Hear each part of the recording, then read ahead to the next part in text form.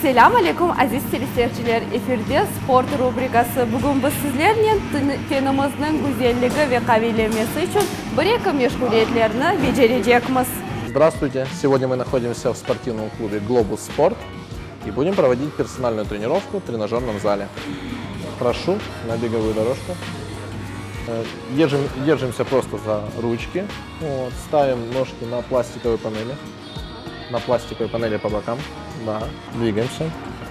Хорошо. Сейчас мы увеличим скорость. Двигаемся широкими шагами. Таким образом, как мы двигаемся по улице, когда куда-то спешим.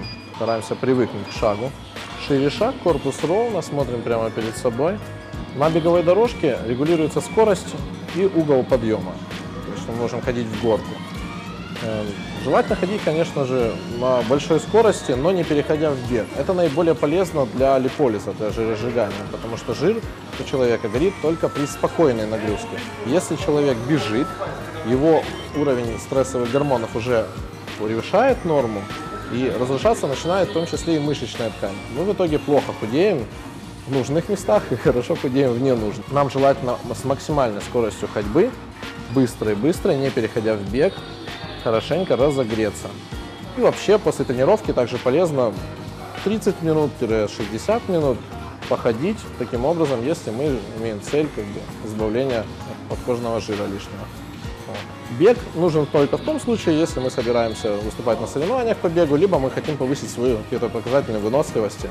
Если нам скорость нашей ходьбы никак не утруждает, нам легко, можем так ходить очень долго, то мы можем повысить угол подъема.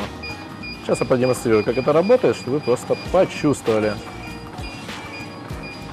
То есть, конечно же, вы понимаете, что с той же скоростью двигаться в горку уже гораздо сложнее, будет затрачиваться гораздо большее количество калорий. Но, тем не менее, стресса все равно сильного не будет. Вот таким образом на подъемчике комфортном. Так, чтобы было ощутимо, мы проходим 10 минут перед тренировкой, после чего мы нажимаем «Стоп». Дорожка плавно останавливается. Aziz teleseyirciler, taze havada yürümeknin özü bir kuvvançtır. Ama onda vaktiniz olmasa böyle meşguliyetlerini böyle yerlerde becerebilirsiniz. Самым важным упражнением для девушек и самым эффективным является приседание со штангой на плечах. В данном случае мы будем использовать учебный вариант штанги. Это бодибар, который весит 6 килограмм. Укладываем его на плечи себе, на плечи. Ножки ставим чуть-чуть шире плеч, носочки чуть-чуть развернуты в сторону. И после этого мы, опираясь на пяточку нашу, наклоняя корпус вперед, уводим таз назад и садимся. Мы стараемся весь вес перевести на пятку, увести таз назад максимально и сесть ниже. Пониже, садимся, встаем. Еще ниже. Стараемся сесть как можно ниже. Ниже. Еще ниже. Встаем. Хорошо. Смотрим перед собой. 3. Вдыхаем, когда опускаемся, выдыхаем, когда встаем. Чтобы доработать наши ягодичные мышцы после хорошо проделанных тяжелых выпадов со снарядом, есть отличное упражнение, называемое подъемы таза или мостик. Прошу, ложимся лопатками на лавку, лопатки должны лежать на лавке, но проползаем чуть дальше, чуть дальше. Так, чтобы голова тоже могла лечь, иначе шея будет в процессе упражнения побаливать. Ложимся, голову тоже кладем, расслабляемся. Ноги чуть-чуть шире ставим. Шире. И немножко ко мне. Опираемся на пятку. То есть носочек даже можно демонстративно чуть приподнять. На таз мы укладываем грузик небольшой.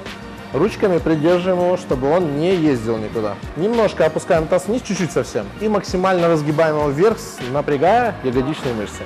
Голову не поднимаем. Чуть-чуть опускаемся, это слишком сильно, чуть-чуть. Вот, стоп. И максимально поднимаемся вверх. Стараемся сжать их, поднять максимально высоко. 9, 10, 11, 12. Отлично.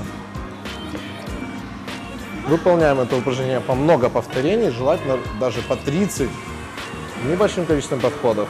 И оно очень хорошо и качественно доработает наши ягодичные мышцы после предыдущего упражнения.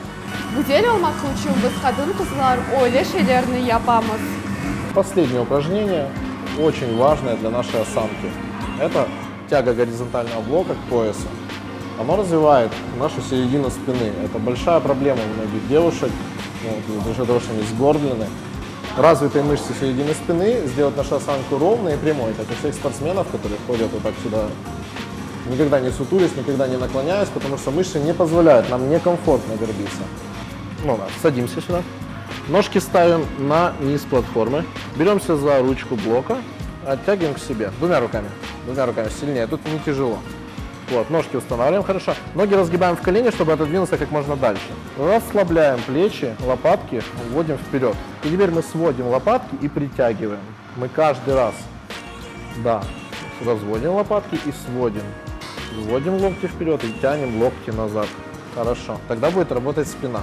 Вводим лопатки, сводим хорошенько, грудь вперед. Сгулили, свели. Все, ставим. Aziz teleseyirciler, bugün biz sizlerge kolumuzdan kelgeni kadar öz yardımımızı gösterdik. Bizden olup güzelliğinizni saqlаңыз ve en mühimi sağ olunuz.